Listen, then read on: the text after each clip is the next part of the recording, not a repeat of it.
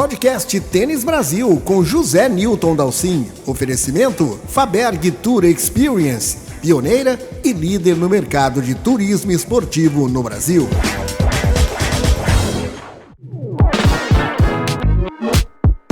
O tênis brasileiro encarou a difícil missão de jogar contra a forte França fora de casa, na quadra deles, piso sintético coberto, e acabou dando a lógica, né?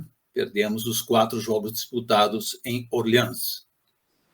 Para analisar o que aconteceu no duelo deste final de semana, o podcast Tênis Brasil traz 2 convidados para lá de especiais.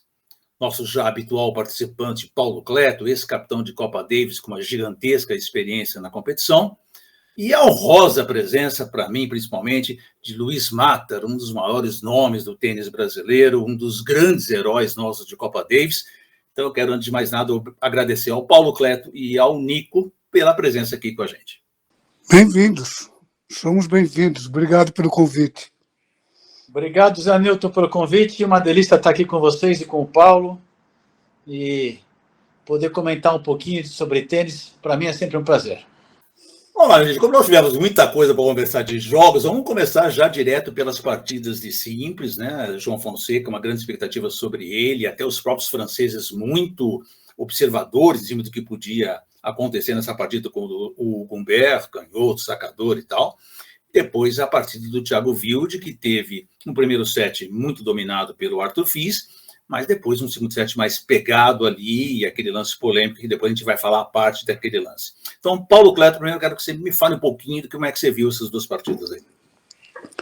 Olha, o jogo começou um pouco nervoso, um pouco fora do ritmo atual dele, até porque a quadra estava bem rápida. Eu já tinha sido alertado que iria ser um pouco mais difícil do que o normal, porque esse pessoal que nasce lá fora, não é que eles jogam melhor em quadras rápidas do que nós, necessariamente. Eles nascem lá e desde os 7 anos de idade que todo inverno eles jogam sobre esse tipo de piso. Os nossos só vão ter contato realmente com quadras indoors nessa velocidade quando eles chegam ao circuito profissional. Então o João está começando a ter contato. Eu acho que o jogo dele vai encaixar bem nesse tipo de piso também, mas os outros já conhecem, já estão habituados, já se sentem mais à vontade. E foi aí que o Hugo, que é um jogador muito interessante, canhoto, bola bem rápida, bem reta, bem encaixado para esse tipo de piso, ele aproveitou essa insegurança inicial do João e já abriu um set, que sempre faz um bem para a confiança. Eu já tinha trocado uma figurinha com o Jaime, nós tínhamos conversado que talvez o interessante fosse que o sorteio colocasse o Thiago Wilde em quadra e o João entrasse na segunda partida. Mas não foi assim que aconteceu. E no segundo set o João já começou a ter um pouco mais de a vontade de se impor no seu próprio serviço, foi perder o serviço ali no final do set.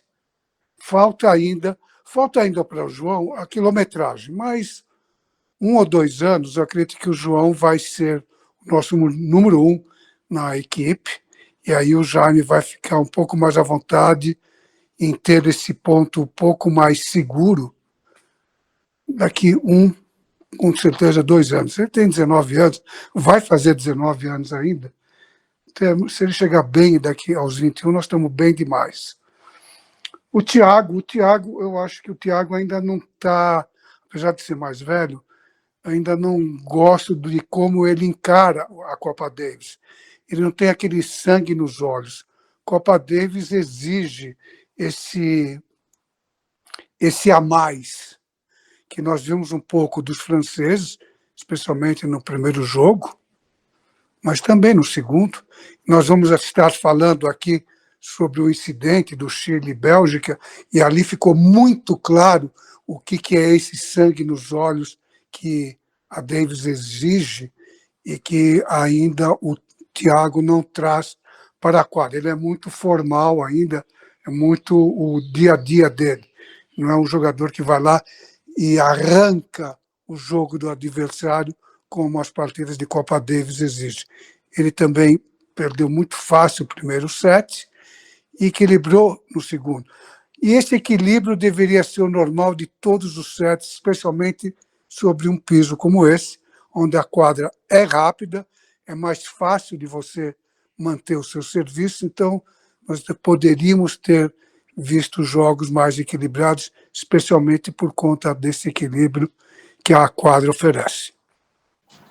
Nico, como é que você viu essas duas partidas? E eu vou dizer para você que eu pessoalmente fiquei um pouquinho decepcionado com a derrota da dupla, não porque a gente tenha jogado mal, acho que o jogo foi bem parelho, também foi um jogo nervoso, como o Paulo bem observou tudo, mas eu achava que o Brasil era favorito, até porque o Matos e o Melo vêm jogando juntos, né, o tempo inteiro, e a dupla francesa era uma dupla muito estranha, né? Embora o Hervé seja um grande especialista, o Bonzi não sabe o que é dupla, né? Nunca jogaram juntos, etc. e tal. Então, eu fiquei um pouco surpreso que o Brasil não tivesse ganhado esse ponto e até podia ter dado um pouco mais de calor. Mas me dá uma análise sua do que aconteceu. Bom, o primeiro jogo era um jogo importante para o Brasil, né? Era um jogo super, acho que decisivo, até para a gente ganhar um pouco mais de confiança. E apesar do João ser muito novo, e aqui, talvez, até esse último torneio que ele jogou tão bem ali na Australian Open, nos últimos 2 meses que ele tem jogado super bem, não colaboraram com a nossa Taça Davis, da maneira que hoje ele já não é mais uma novidade. Ou seja, não é mais uma surpresa. Todos os jogadores já sabem quem é o João Fonseca e do que ele é capaz. Então, eu acho que o Humbert entrou muito bem preparado e mentalmente para jogar esse jogo, sabendo que ia ser um jogo muito, mas muito difícil e que ele não poderia ter, assim, dar nenhum tipo de chance, brecha para o garoto, para o João Fonseca, de mostrar o jogo que ele vinha mostrando nos últimos 2 meses. É importante lembrar também que o Humbert é o número 15 do mundo, então é um dos melhores jogadores do mundo e está realmente num patamar um pouco mais alto que os brasileiros em geral. A partida foi muito parelha, muito igual, foi feita decidida nos detalhes. 7-5, depois uma quebra de serviço só também no segundo set, numa quadra rápida, onde 2 pontos decidem praticamente o teu jogo, né? a tua vitória ou derrota. Eu gostei do jeito que ele jogou, apesar de não ter ganho, e eu achei que ele também vai dar muita surpresa, e muita surpresa boa para nós brasileiros nesses próximos anos que vão aparecer. Ele tem 18 anos, tem mais 10, 15 anos pela frente para melhorar o seu jogo, melhorar a sua movimentação, a sua tática, a sua técnica de jogo. Então, eu acho que nós teremos boas surpresas. O Wilde, o jogo dele também com um jogador muito bom, que o Fields é um jogador número 20 do mundo, então também é um patamar acima do Wilde. Mas eu particularmente, eu achei que ele poderia ter rendido mais. Eu vi o Wilde jogar em Roland Garros, ao vivo, ali contra o Medvedev, num jogo incrível. Ele jogou num patamar assim, super elevado durante 5 sets e ganhou do Medvedev ali, num jogo muito, muito, muito emocionante, onde ele teve um patamar de jogo muito alto o tempo inteiro. E eu achei que na Davis, agora, nesse jogo especificamente, ele jogou um pouco abaixo do que ele poderia jogar. Ele é um jogador muito talentoso, também é novo, né? Tem seus 24 anos, e eu acho que esses dois e mais outras pessoas que possam se encaixar nessa equipe, eu acho que o Jaime Onsi está conseguindo fazer do Brasil uma equipe de novo, ou seja, fazer com que os jogadores consigam crescer e melhorar, né, o seu jogo durante os eventos de Taça Davis. O que isso, para um time, é muito, muito importante, né? A gente conseguir melhorar individualmente, junto com o Brasil, formando um time mais forte do que os outros, mesmo tendo um ranking pior. Queria só colocar uma coisa para fazer a coisa andar aqui. Eu discordei um pouco do Zé no negócio da dupla. Eu achei que os favoritos eram os franceses. Eles têm o Herbert, que é um excelente jogador de duplas, e é um excelente jogador de duplas para esse tipo de piso, porque ele é um jogador muito móvel, ele se mexe muito bem, ele era o que mais bem se mexia, mas isso já era uma característica conhecida dele, apesar de ele estar em fim de carreira, eu imagino aí que ele tem uns 35, 36 anos de idade, mas ele já foi número 2 do mundo, tem bagagem e consegue focar para jogar uma melhor de 3 em uma Copa Davis. Isso ele vai tirar de letra. E ele realmente foi o fiel da balança ali. Você tem que lembrar que eu achei que esse jogo poderia ser mais fácil para os franceses. Então, os brasileiros, de alguma maneira, eles têm que receber um parabéns, porque eu acho que eles fizeram uma partida de igual para igual. Eles tiveram 4-3 no quarto set, no terceiro set, tiveram ali uma oportunidade de talvez fazer o 5-3, acho que era 15-30 que eles tinham, deixaram escapar. Mas não foi uma partida muito fácil, era uma partida extremamente tensa, porque colocaria o Brasil de volta no confronto. Então, eu acho que tanto o Matos quanto o Melo estão de parabéns em ter investido na Copa Davis, porque eles, como o Zé falou, eles vêm jogando juntos, com certeza pensando em Copa Davis. Tivemos 2 lances aí extremamente polêmicos esse final de semana, obviamente o primeiro deles envolvendo o Brasil e com algum reflexo direto até no que poderia ter acontecido no final do segundo set, não é nenhuma garantia que o Brasil ia reagir, que o Wilde ia virar o jogo, nada disso, mas é um lance que causou muita polêmica, muita discussão e, a meu ver, um erro da arbitragem muito claro. E depois tivemos aquele lance incrível que aconteceu lá no duelo da Bélgica com o Chile.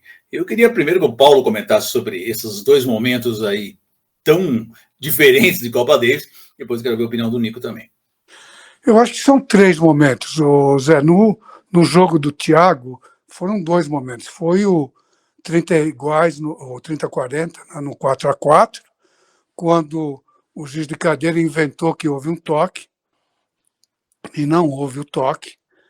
Parece que o juiz, na conversa dele, ele falou alguma coisa no sentido: eu pensei que eu ouvi um toque na raquete. Pô, e o Jaime foi a loucura, porque o cara pensar que ouviu um toque, ele forçou todos os limites do bom senso e da paciência do Jaime, entendeu? Você tem que chamar um toque, Copa Davis, breakpoint. É bom você ter muita certeza do que você está falando, que o idiota, obviamente, não teve, porque a bola não tocou. Isso mais ou menos que ficou bem claro com os replays, a maneira como o Fierce falou também, que não houve toque, teve todo aquele imbróglio lá. Mas teve o segundo momento também, que foi no game seguinte, quando o francês saca 30 iguais e teve aquele ponto que o Thiago devolveu, só que o Thiago ali ele deu uma falhadinha, né? Porque ficou todo mundo bravo com o francês que ele não cantou lá a bola, que não cantou o toque do Jaime, perdão, o toque que não houve o toque, que é aquilo que o Jaime nunca chegou nessa, mas o Thiago pediu para que o francês se acusasse que que a bola não tinha tocado nele, brasileiro. Só que no game seguinte ele vai lá, devolve aquela bola direito, e na hora que ele devolve, ele chama challenge. Ou seja, ao chamar o challenge, ele interrompe a partida. O francês erra e imediatamente fala, ele chamou. E o juiz concorda e fala, ele parou o jogo porque ele chamou. E o Thiago entra naquela de dizer que não chamou, quando ele, de fato, chamou. E aí a coisa ficou mais ou menos, já estava ruim para o francês, ficou um pouquinho ruim para o Thiago também.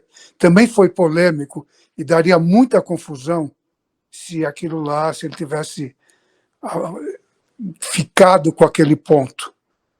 E teriam, então, um breakpoint a favor. Esses 2 momentos foram tanto fora da caixa, mas também não é essa novidade toda em Copa Davis. Em Copa Davis, os nervos ficam mais à flor da pele, existe muito mais questionamento por parte de jogadores, especialmente de capitães, sobre detalhes, e ali foi isso, só que o Jaime não conseguiu mudar a chamada do juiz alemão, o que foi a coisa mais infeliz desse imbróglio todo. E aí depois a gente conversa sobre os chilenos. Os chilenos são chilenos, né? Essa já é uma conversa à parte. E você, Nico, o que você achou? Olha, a questão do breakpoint, um ponto naquela hora do jogo super, super importante, né? Eu achei que a bola não tocou no Wilt, achei que não tocou. Eu achei que o juiz realmente ficou meio na dúvida e a gente sabe quão bem o juiz na dúvida, como é que resolve na Taça Davis quando o time é da casa, né? Então, acho que na hora devem ter gritado alguma coisa ali, a torcida, ele foi no embalo da torcida e deu o toque do Wilt, que realmente não houve. E, ao mesmo tempo que não houve, também acho que o francês, por não estar participando do toque ou não toque, né, ele não tem que se acusar ou deixar de acusar, ou seja, se tivesse sido com ele, francês, se a bola tivesse tocado nele ou não, daí sim você se acusaria, olha, bateu em mim mesmo, etc., ponto teu ou ponto do outro. Mas como a bola foi do outro lado da quadra, realmente o francês não tem que se meter entre um problema que o juiz provocou. Então, esse ponto foi um ponto, nesse jogo, decisivo. E o game seguinte, não tem o que reclamar. Pelo que a gente viu ali no jogo, o Wild respondeu bem uma bola, e não sei por que ele pediu a bola out, pediu para ter um VAR ali na hora, e o francês errou a resposta e já reclamou que ele tinha pedido que a bola que o saque teria sido fora. Então, acho que esses foram os dois momentos do jogo, né? O segundo realmente não tem que reclamar, e o primeiro foi uma coisa realmente ruim, muito ruim.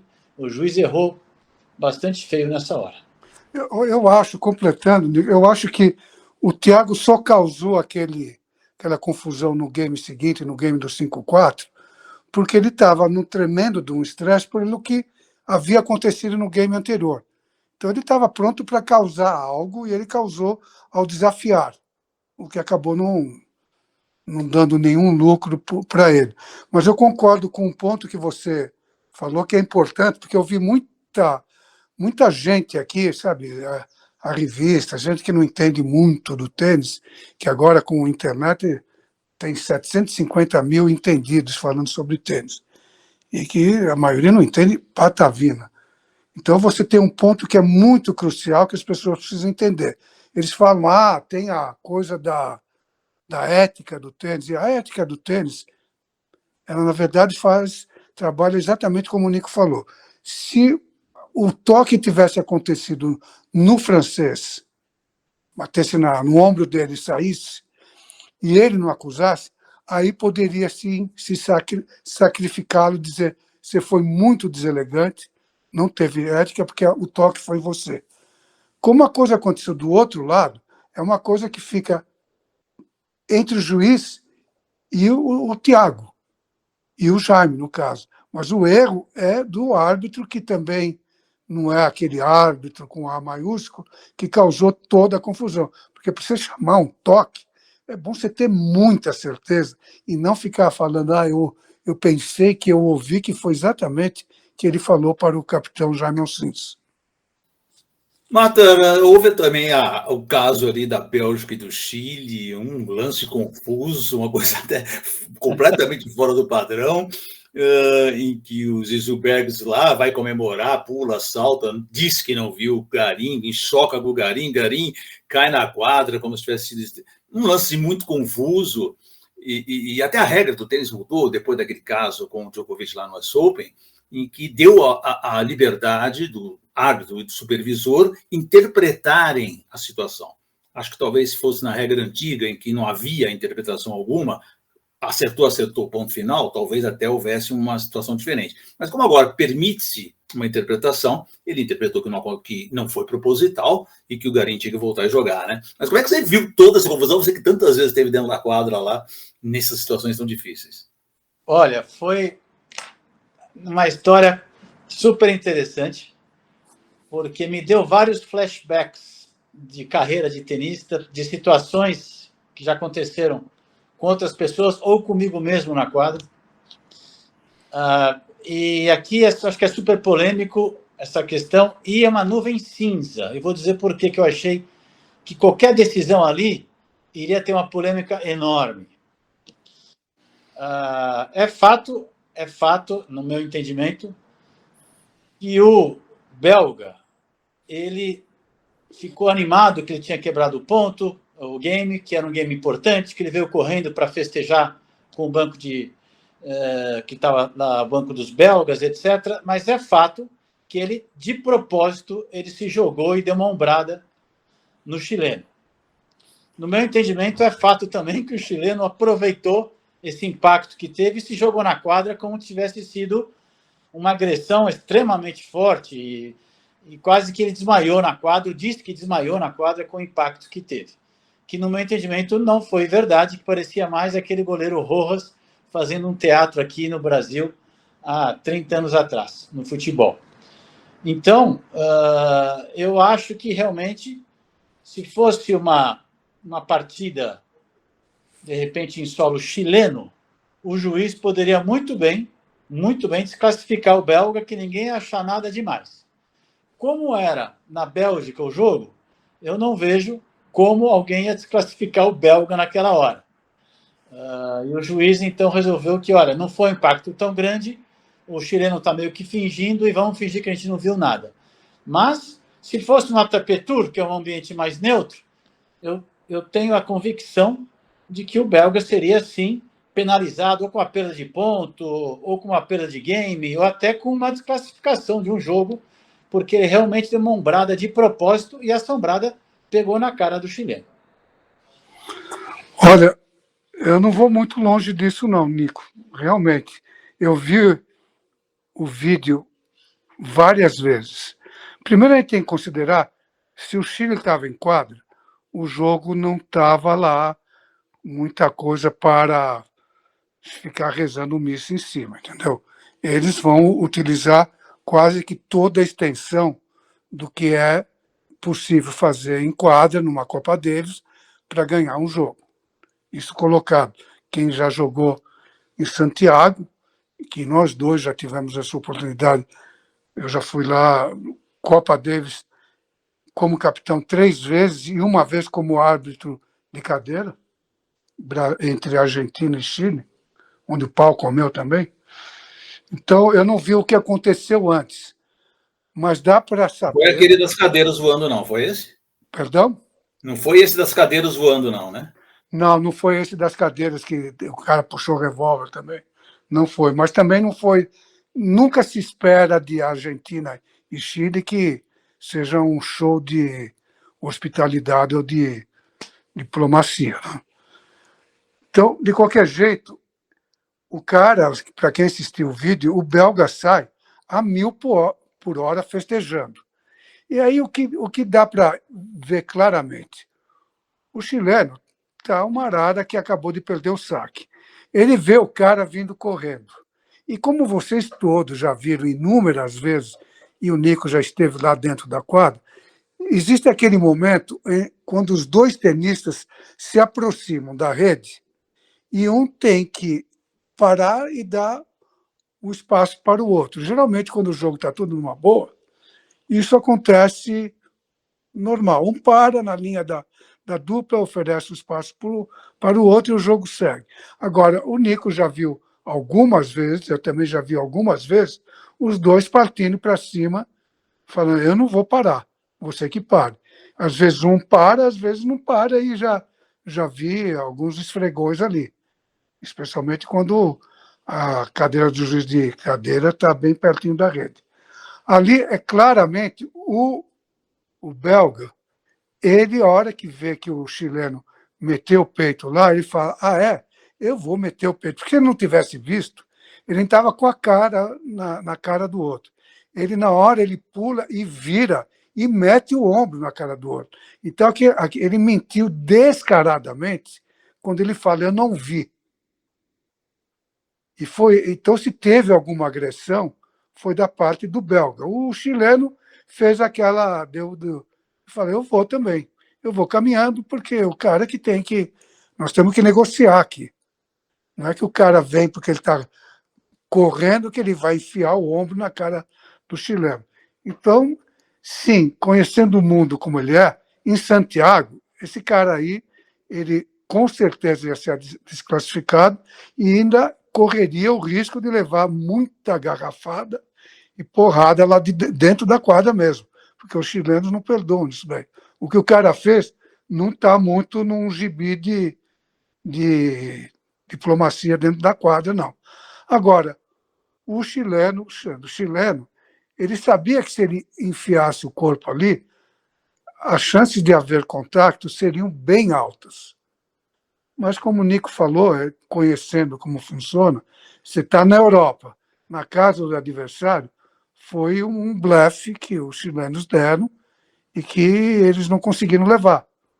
Mas, com certeza, provavelmente, se ali tivesse 6-5 para o Chile, sem quebra, ele ia fazer um escarcéu, ia reclamar horrores, ia parar o jogo se quisesse, mas ele seguiria o jogo. Ele parou, mais ou menos como fez o Muster lá quando jogou aqui em São Paulo, porque tinha uma quebra no quinto set. Então, não é que tudo isso é tão fora do normal em Copa Davis.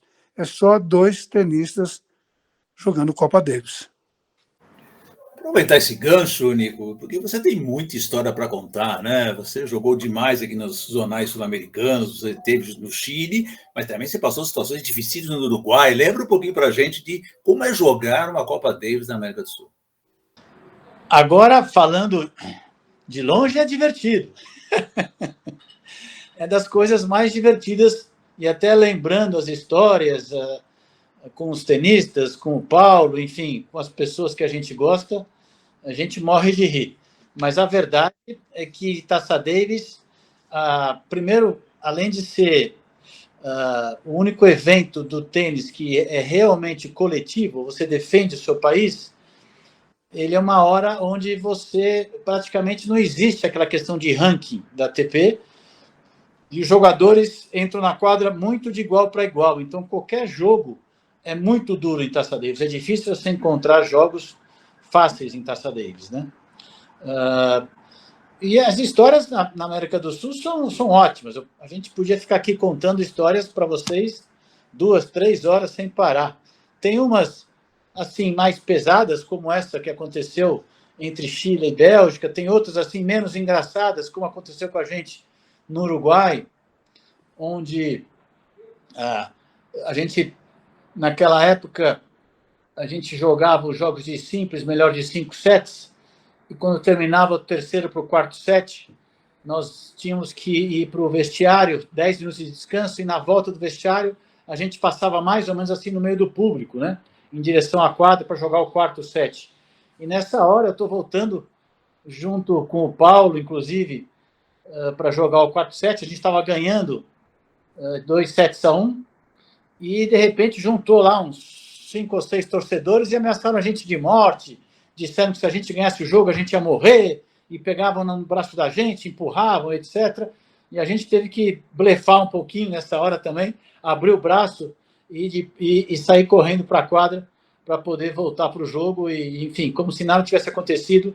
E acabamos ganhando o jogo. Acabei ganhando esse jogo, graças a Deus. Então, e tem histórias super divertidas que a gente não fica sabendo, mas, por exemplo, no Peru, é a regra, né, da Taça Davis, que o time de casa tem que ceder durante 2 dias antes do evento as quadras para que você treine, né? Então, se é uma quadra rápida, que você tem que treinar 2 dias antes para o time visitante, se é uma quadra de saibro, por aí vai. No Peru, a equipe chegou ali para treinar no Peru um dia de tarde, é uma quadra de saibro, linda quadra de saibro, e no Peru, diferentemente do que aqui no Brasil e na grande maioria dos países, as linhas das quadras, elas não são demarcadas ou com fita ou até com cimento, como é aqui no Brasil, elas não são fixas, né? Elas são feitas todo dia antes do jogo com cal, faz com cal como se fosse um jogo de futebol mesmo, é incrível, faz com cal.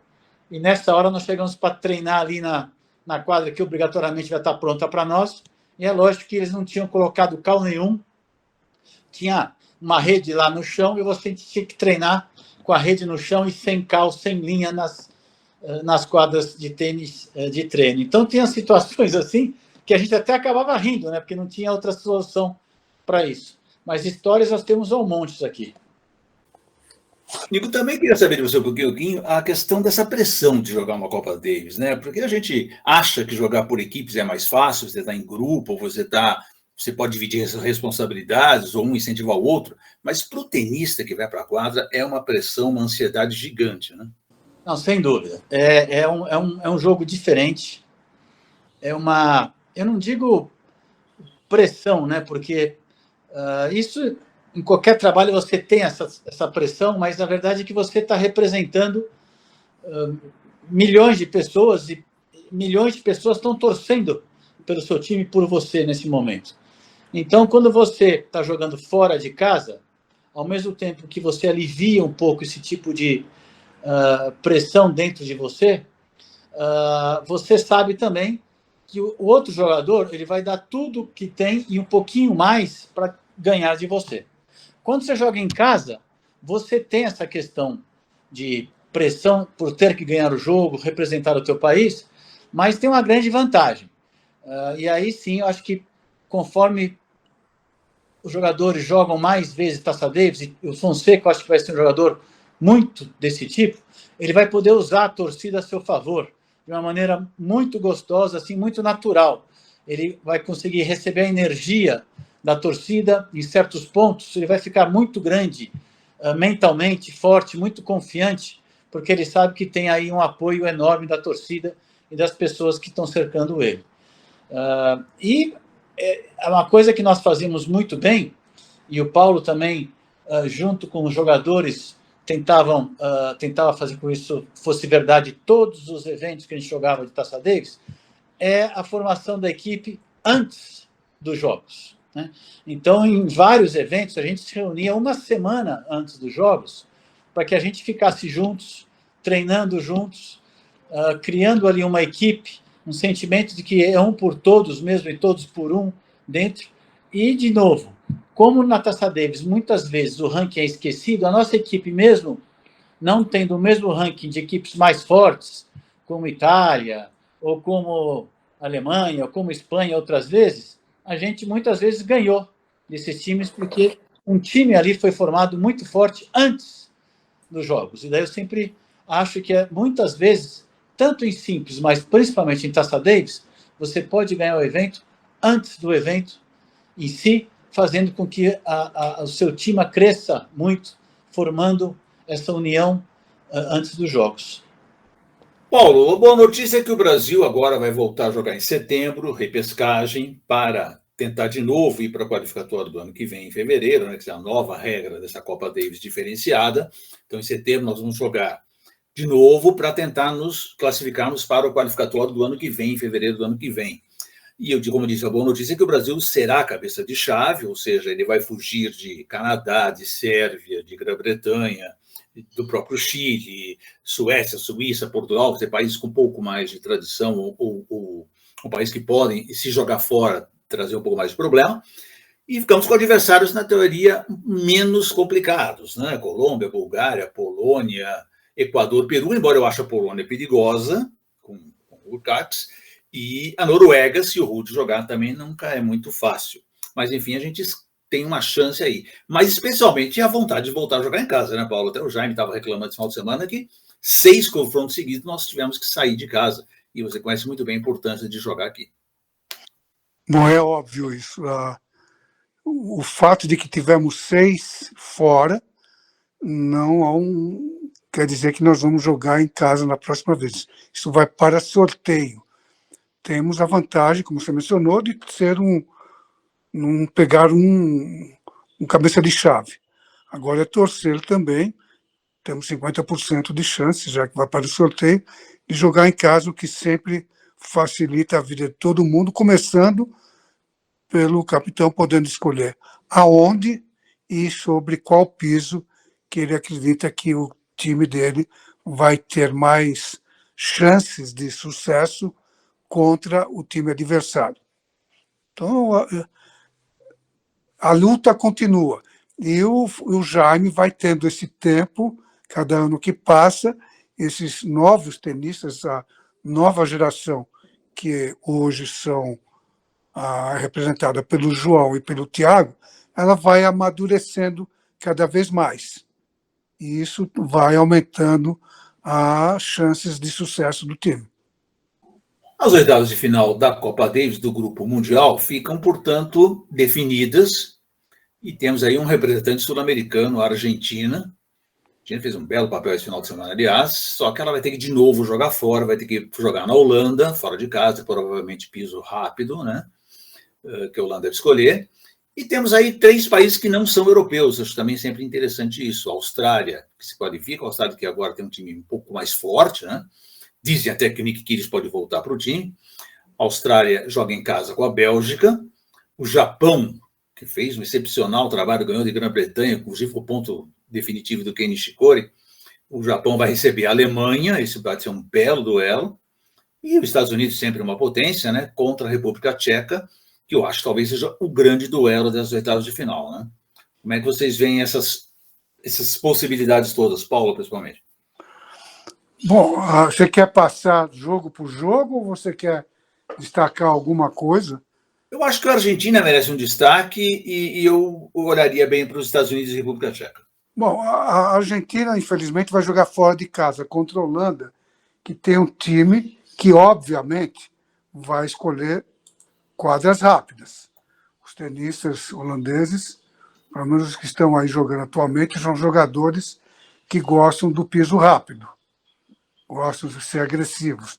Então a Argentina sofre um pouco com isso daí, mas eles, argentinos, também têm um bom histórico em Copa Davis, ganharam da Noruega, apesar que... Mas você vê, eles têm Etcheverry, que consegue jogar sobre a quadra rápida, mas não é a favorito deles.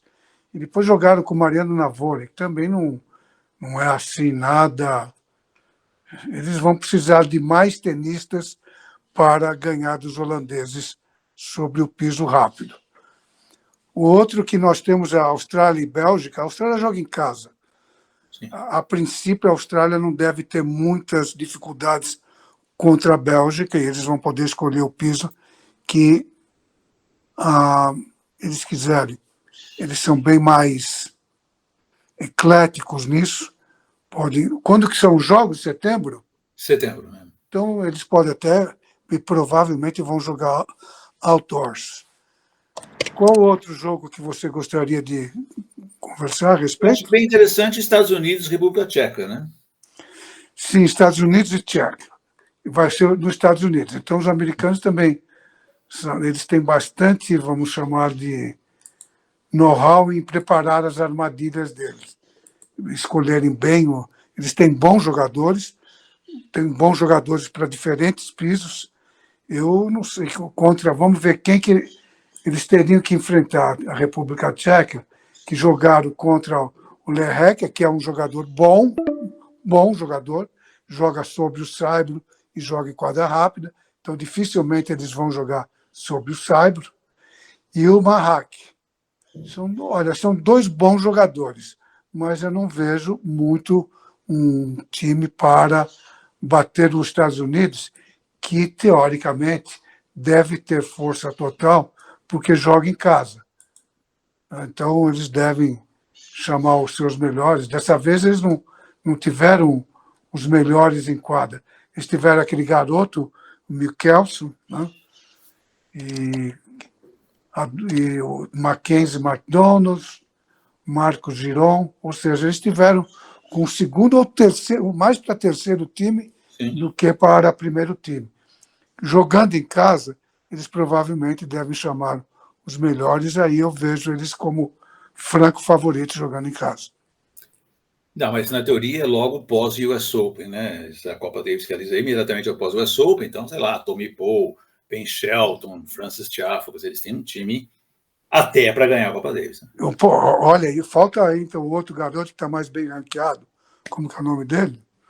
O Topetinho. O Taylor Fritz. Fritz. Eles têm um bom time. Eles têm um time equilibrado, o que em Copa Davis é muito importante. Se eles arregimentarem todo o time dele e puserem em quadra, é um time forte hoje. Nico, para antes de encerrar, eu queria só a tua opinião sobre essa nova Copa Davis, né? Nem vou perguntar para o Paulo, porque o Paulo já cansou de falar o que ele acha. Mas você que jogou tanto o formato antigo, você foi semifinalista de Copa Davis em 1992, com o timaço que o Brasil tinha, com o Jaime, com o Cássio, com o Fernando Roese, e vocês foram até semifinal, jogando melhor de 5 sets, jogando duas rodadas aqui, uma lá fora, outra a Suíça, quer dizer, era uma outra Copa Davis. Mas o que você pensa particularmente desse novo regulamento, dessa nova forma de disputa?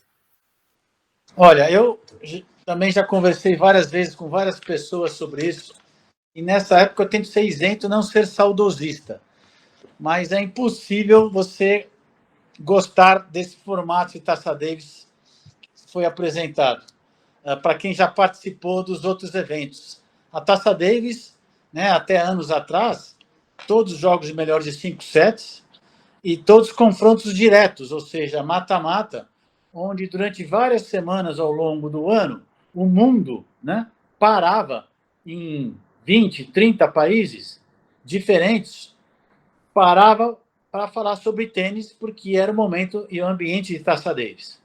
E a gente viveu aqui momentos históricos na Taça Davis, que toda hora as pessoas ainda me param para conversar sobre este no Rio de Janeiro, aquele jogo em São Paulo, outro jogo em Ribeirão Preto, como é que foi, enfim, era realmente uma festa. Então, esse novo formato, até agora, eles diminuíram para melhor de 3 sets, que já tira um pouco da empolgação e envolvimento da torcida com o jogo em si, mas fazer os últimos 16 países num formato de um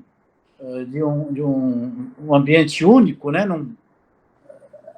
em 2 dias somente, eu acho que tira muito o envolvimento de cada um dos países com o tênis em si. Então, eu acho que o tênis, mais do que a Taça Davis, eu acho que o tênis perdeu muito com esse novo formato da Taça Davis. Paulo Cleto, Luiz Matter, eu quero agradecer demais a presença de vocês aqui no podcast Tênis Brasil. O Brasil, obviamente, vai continuar lutando. Nós vamos com uma equipe jovem, com bastante tempo aí. Obviamente, Marcelo Mello é o veterano do time, 41 anos, mas os outros 3 jogadores, os 4, 5 jogadores que o Jaime pode colocar em quadra hoje, são jogadores em formação, jogadores que ainda têm muito aí a dar pelo circuito. Vamos ficar de olho, então, e agradecer demais a presença de vocês dois aqui. Bom, com certeza, eu quero só deixar bem claro que, para mim, cada vez que tem Copa Davis, aqui em casa é uma correria, porque a gente fica sempre buscando a melhor maneira de poder acompanhar, porque aqui no Brasil, de repente, ficou difícil, porque está difícil de você assistir quando o jogo acontece lá fora. Mas é um final de semana especial, onde os grupos de WhatsApp, de tenistas, fica todo agitado, porque ainda toca muito o coração, apesar de não ser no cenário ideal, ainda é Brasil, ainda é tênis. Da minha parte também, obrigado pela companhia de vocês, uma delícia. Estamos na torcida para que o time Brasil, no próximo jogo, possa jogar em casa ou fora, mas possa ganhar e voltar para o Grupo Mundial, a gente possa acompanhar novas vitórias da nossa equipe. Viva os maiores eventos esportivos do mundo com as experiências exclusivas que só a Faberg pode proporcionar. Garanta seus ingressos e pacotes personalizados para sentir essa emoção com sofisticação, conforto e acessos privilegiados. Acesse faberg.com.br e garanta seu lugar. Podcast Tênis Brasil com José Newton Dalcin. Oferecimento Faberg Tour Experience, pioneira e líder no mercado de turismo esportivo no Brasil.